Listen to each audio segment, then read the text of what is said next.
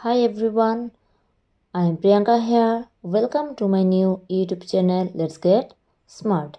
Today I am going to explain the second part of Indigo in Assamese. So let's get started.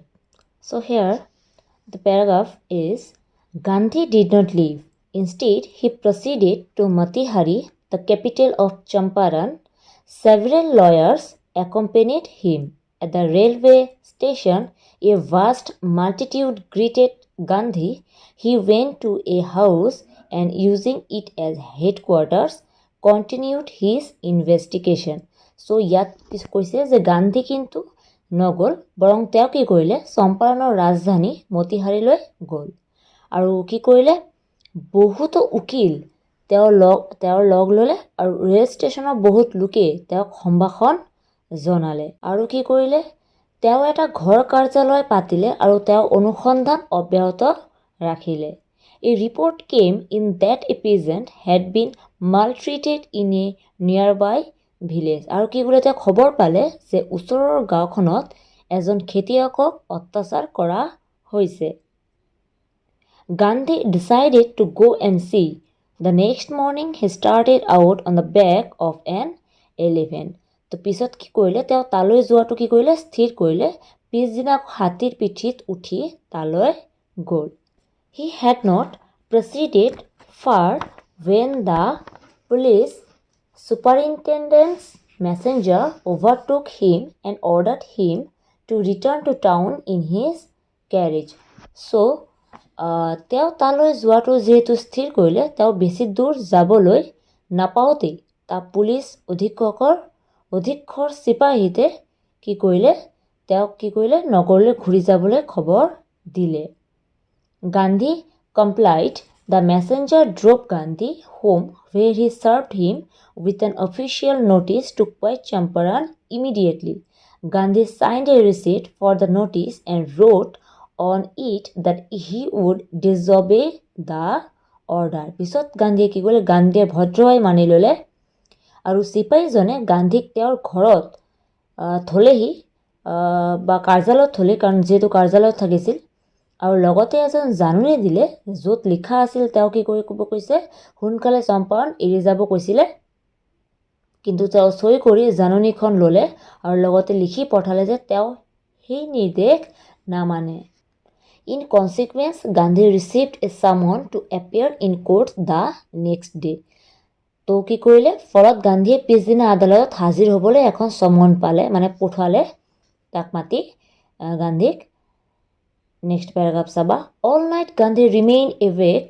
He telegraphed Rajendra Prasad to come from Bihar with influential friends. He sent instructions to the ashram. He wired a full report to the viceroy. So গোটেই নিশা গান্ধী কি কৰিলে উজাগৰে কটালে তেওঁ ৰাজেন্দ্ৰ প্ৰসাদলৈ তেওঁ কি কৰিলে কেইবাজনৰ প্ৰভাৱশালী বন্ধুসহ আহিবলৈ কি কৰিলে সিহঁতক টেলিগ্ৰাফ পঠালে মানে খবৰ পঠোৱালে তেওঁ আশ্ৰমলৈ কিছু নিৰ্দেশ পঠালে তেওঁ গোটেই ঘটনাৰ বিৱৰণ ব্ৰিটিছ ভাইচৰয়লৈ পঠালে। Next paragraph. Morning found the town of Matihari black with peasants. They did not know Gandhi's record in South Africa.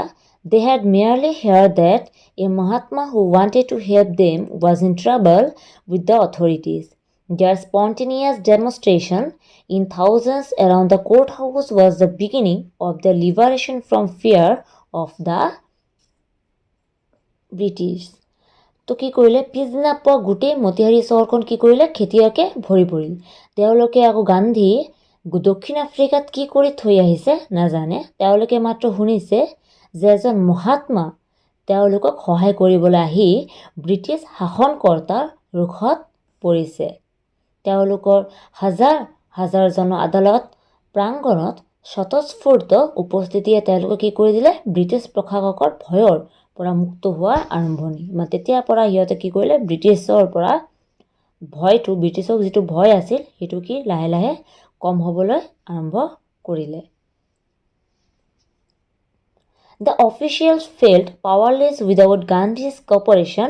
He helped them regulate the crowd. He was polite and friendly. He was giving them concrete proof that they might hitherto dreaded and unquestioned could be challenged by Indians. তো গান্ধীৰ সহায় সহযোগৰ অবিহনে চৰকাৰী বিষয়াসকল কি কৰিছিলে, অসহায় হৈ পৰিল। গান্ধীয়ে তেওঁলোকক মানুহৰ ভিৰ কি কৰিছিলে, চম্ভালাত সহায় কৰিছিল। তো ব্ৰিটিছ প্ৰশাসনক এইটো প্ৰমাণ দিলে যে তেওঁলোকৰ শক্তি সামৰ্থ্যকো ভাৰতীয়সকলে প্ৰত্যাহ্বান জনাব পাৰে। চৰকাৰৰ বিমূৰত পৰিল। অভিযোগকাৰীয়ে কি কৰিলে, পিছত যিহেতু বিচাৰপতিক বিচাৰ পিছুৱাই দিবলৈ অনুৰোধ কৰিলে। মুঠতে তেওঁলোকে একচুৱেলি ঊৰ্ধ্বতন কৰ্তৃপক্ষৰ লগত বিষয়টো আলোচনা কৰিবলৈ বিচাৰিলে। The government was baffled. The prosecutor requested the judge to postpone the trial. Apparently the authorities wished to consult their superiors. সেইটোৱে পিছত কি কৰিলে, সিহঁতক বন্ধ কৰিবলৈ আলোচনা কৰিবলৈ বিচাৰিলে। যিহেতু পিছত গভৰ্ণমেণ্টে কি কৰিলে, আকৌ আলোচনাত বহিল। Gandhi protested against the delay. He read a statement pleading guilty. He was involved. He told the court in a conflict of duties, on the one hand not to set a bad example as a lawbreaker, on the other hand to render the humanitarian and national service for which he had come. So আকৌ পিছত কি কৰিলে, গান্ধীয়ে দেৰি কৰাটো কি কৰিলে, নিবিচাৰিলে। সেইকাৰণে তেওঁক অভিযুক্ত কৰোৱা শুনানিখন পঢ়িলে কৰ্তব্যত বাধা জন্মোৱা, আৰু যিহেতু তেওঁ অভিযুক্ত সেয়েহে তেওঁ কি কৰিলে, আইন ভংগ নকৰে, কাৰণ তেওঁ মানৱতাবাদী আৰু দেশৰ আইনৰ প্ৰতি কি বাধ্য। তেওঁ সেয়েহে প্ৰাপ্ত শাস্তি বিচাৰিলে। Disregarded the order to leave, not for want of respect for lawful authority, but in obedience to the higher law of our being, the voice of conscience. He asked the penalty due. তো সেইকাৰণে ক'লে যে যিটো আমাৰ কৰ্তব্য আমি সেইটো কৰিমেই। The magistrate announced that he would pronounce sentence after a 2-hour recess and asked Gandhi to furnish bail for those 120 minutes. Gandhi refused. The judge released him without bail. তো বিচাৰপতিয়ে ক'লে যে তেওঁ 2 ঘণ্টাৰ পিছত শুনানি দিব, আৰু গান্ধীক 2 ঘণ্টাৰ ভিতৰতে জামিন আবেদন দাখিল কৰিবলৈ ক'লে। গান্ধী কিন্তু সন্মত নহ'ল। একচুৱেলি বিচাৰপতিয়ে গান্ধীক জামিন নামাৰ অবিহনে মুক্ত ঘোষণা পিছত কৰি দিলে। When the court reconvened, the judge said he would not deliver the judgment for several days. Meanwhile, he allowed Gandhi to remain at liberty. যেতিয়া আদালতত কি কৰিলে, পুনৰ বহিল বিচাৰপতিয়ে ক'লে যে তেওঁ কেইবাদিনলৈ এই বিষয়ে শুনানি দিব নোৱাৰিব।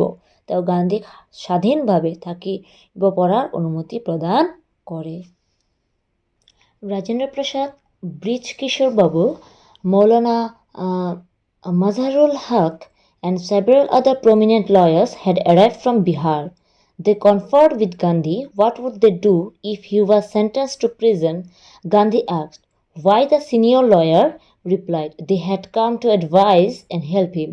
If he went to jail, there would be nobody to advise and they would go home.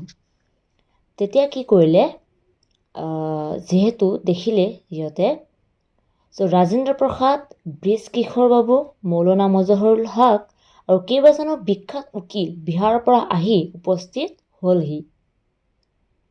তেওঁলোকে গান্ধীৰ লগত আলোচনাত মিলিত হয়। গান্ধীয়ে তেওঁলোকক কি কৰিলে, সুধিছিল যে যদি তেওঁলোকক জেলত দিলেহেঁতেন তেওঁলোকে কি কৰিলেহেঁতেন। এজন জ্যেষ্ঠ উকিলে ক'লে তেওঁলোকে তেওঁক উপায় দিবলৈ আৰু সহায় কৰিবলৈহে আহিছে। যদি তেওঁ জেললৈ গ'লেহেঁতেন তেন্তে উপদেশ দিবলৈ কোনো নাথাকিলহেঁতেন আৰু তেওঁলোক ঘৰলৈ ঘূৰি গ'লহেঁতেন। What about the injustice to the sharecroppers? Gandhi demanded. The lawyers withdrew to consult. Rajendra Prasad has recorded the upshot of their consultations. They thought amongst themselves that Gandhi was totally a stranger, and yet he was prepared to go to prison for the sake of the peasants. If they, on the other hand, being not only residents of the adjoining districts but also those who claimed to have served these peasants, should go home, it would be shameful desertion. গান্ধীয়ে তেওঁলোকৰ পৰা কি কৰিলে, আধিয়াৰসকল কেনে ধৰণৰ অন্যায়ৰ বলি হৈছে জানিব বিচাৰিলে। যিহেতু গান্ধীয়ে জনা উচিত আছিল চব বস্তুবোৰ। উকিলসকলে ক'বলৈ অমান্তি হ'ল। ৰাজেন্দ্ৰ প্ৰসাদে তেওঁলোকক আলোচনাৰ পৰিণাম কি হ'ব পাৰে ভাবিছিল। তেওঁলোকে নিজৰ মাজতে ভাবিছিল যে গান্ধী এজন অচিনাকি লোক, তথাপিও তেওঁ এই খেতিয়কসকলৰ কাৰণে জেললৈ যাবলৈ ওলাইছে। তেওঁলোকে কিন্তু এই খেতিয়কসকলৰ কাষৰখন জিলাৰ যি এই আধিয়াৰসকলৰ বাবে কিবা কৰাটো উচিত। যদি তেওঁলোকে ঘৰলৈ ঘূৰি যায় তেন্তে ই এক লাজজনক পলায়নহে হ'ব। They accordingly went back to Gandhi and told him they were ready to follow him into jail. The battle of Champaran is on, he exclaimed. Then he took a piece of paper and divided the group into pairs and put down the order in which each pair was to court arrest. সেয়ে তেওঁলোকক কি কৰিলে, গান্ধীৰ ওচৰলৈ ঘূৰি আহিছিল আৰু তেওঁ ক'লে যে তেওঁলোকে তেওঁলোকৰ লগত জেললৈ যাব। গান্ধীয়ে নিজকে কৈ উঠে, চম্পাৰণৰ যুঁজত জয়ী হোমেই, যেনেকে তেনেকে নহওক। Several days later, কেইদিনমান পিছত, Gandhi received a written communication from the magistrate informing him that the lieutenant governor of the province had ordered the case to be dropped. Civil disobedience had triumphed the first time in modern India. কেইদিনমানৰ পিছত গান্ধী সেই ঠাইৰ বিচাৰপতিৰ পৰা এখন লিখিত চিঠি পালে যে সেই জিলাৰ শাসনকৰ্তাই গান্ধী মোকদ্দমাটো কি কৰিব, ৰোধ কৰি দিলে, মানে বন্ধ কৰি দিলে। তো প্ৰথমবাৰৰ বাবে আধুনিক ভাৰতৰ আইন অমান্যকাৰী কি হ'ল, জয়ী হ'ল। সেইটোৱে মানে ইয়াত এই পেৰাগ্ৰাফটোত কৈছে তোমালোকৰ। ভালকে মন দি অকণমান শুনিবা। Gandhi and the lawyers now proceeded to conduct a far-flung inquiry into the grievances of the farmers. Gandhi আৰু আন উকিলসকলে আধিয়াৰৰ খেতিয়কবোৰৰ অভিযোগসমূহৰ তথ্যভিত্তিক অনুসন্ধান আৰম্ভ কৰে। Deposition by about 10,000 peasants were written down and notes made on other evidence.